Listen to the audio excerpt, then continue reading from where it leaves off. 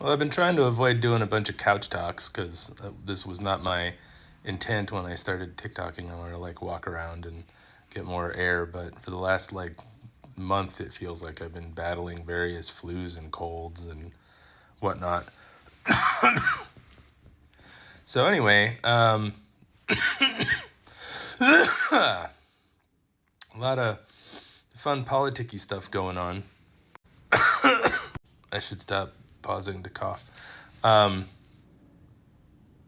Anyway, the next thing I was going to post about my cancer journey was going to be about like how chemo was and what treatment was like, and I still plan on doing that, and I want to include lots of sort of pictures about what I went through.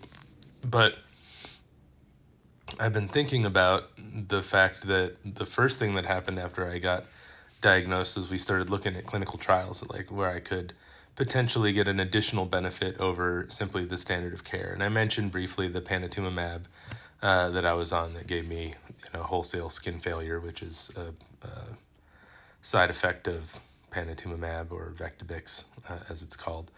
But the way that it worked is that they needed to check and see if I had a specific genetic mutation, a KRAS mutation I did not have, and not having that mutation made me eligible for that clinical trial. The clinical trial I was on was a very tiny late-stage clinical trial for stage 4 patients where instead of 2 of the 3, typically you got 2 chemos and a biologic like Avastin or even Vectibix panitumumab. But this particular trial was to see if there would be increased efficacy from having all 3 chemos and panitumumab. I was luckily accepted into that trial, and despite being a really sort of small group, pretty quickly on there was significant benefits and results.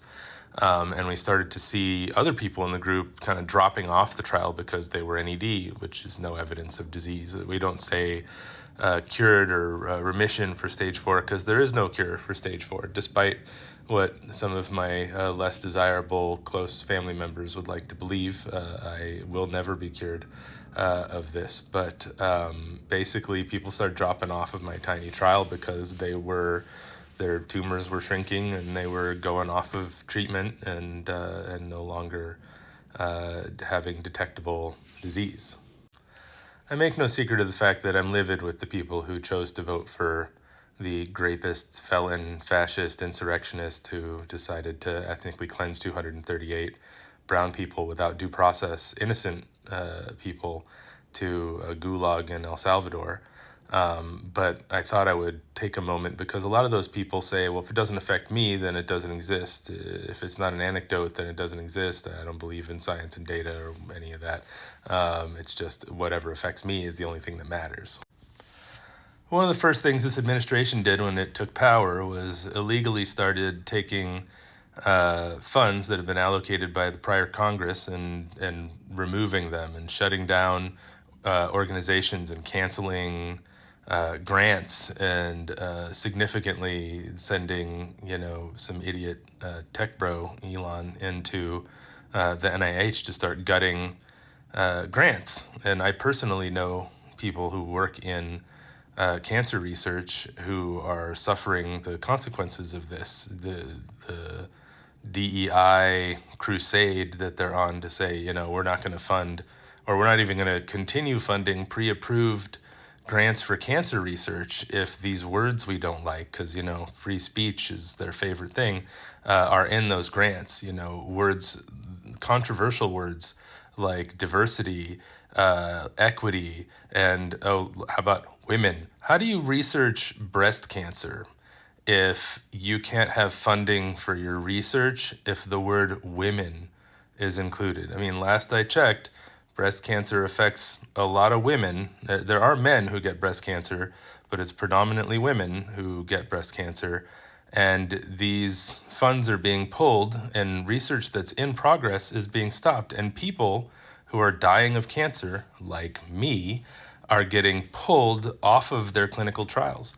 If this election had happened in 2021, if this guy had won the 2020 election, I might have been pulled off of this trial that has given me these years to spend time with my children and to enrich my family and try to make things better with the time that I have. I very well might be dead today if more idiots had voted for that guy in 2020.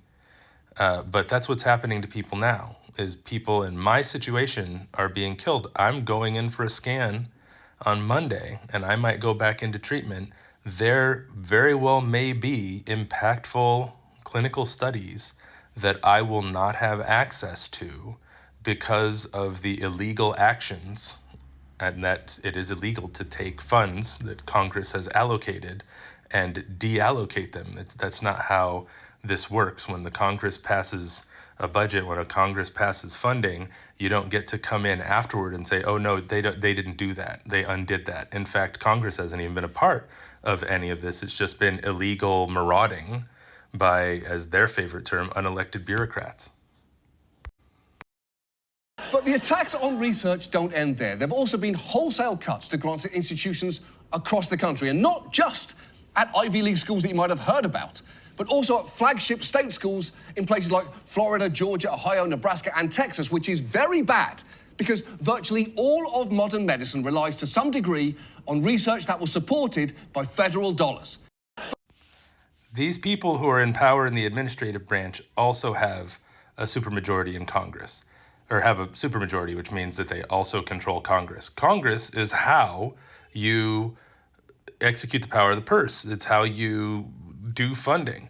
Why aren't they doing things through proper channels? Why don't they just have the congressional majority they currently control pass a bill that cancels cancer research, that removes indirect funding, which, by the way, doesn't mean waste, means like buildings and lights and administrative costs from cancer research. The reason they're not doing that is because it's wildly unpopular. Nobody's voting against saving people who are suffering from cancer. But through overreach of the executive branch, they're doing it illegally anyway. So maybe let me know why you think I deserve to die, why you think people in my situation, I didn't choose to get stage 4 colon cancer. There's no meritocracy here. I didn't wake up one morning and say, I think I'm going to have colon cancer. Tell me why all these people deserve to die because the Harris administration was going to be so bad. The Harris administration is why we should defund cancer research. Why should children who are currently getting experimental treatments that may be saving their lives, tell me, pro-lifers, why do you not care about killing kids who have cancer? Because that's basically what these votes and what this support is doing. If what I'm saying isn't true, I welcome any evidence whatsoever that this administration is furthering science and cancer research and not gutting it illegally, frankly. So anyway, I just wanted to drop a quick note to folks to let you know that it's not just some ethereal, like, oh, it's just some, scientific mumbo jumbo. I am the one who's going to die because those folks, or if you're watching this, you folks, elected a criminal into office who does not care about the law and doesn't care about people who are struggling, including people who are dying of stage 4 colon cancer, like me. So let me know. Drop a comment. Why do my kids deserve to lose their dad? Because the Harris administration was going to be such a disaster.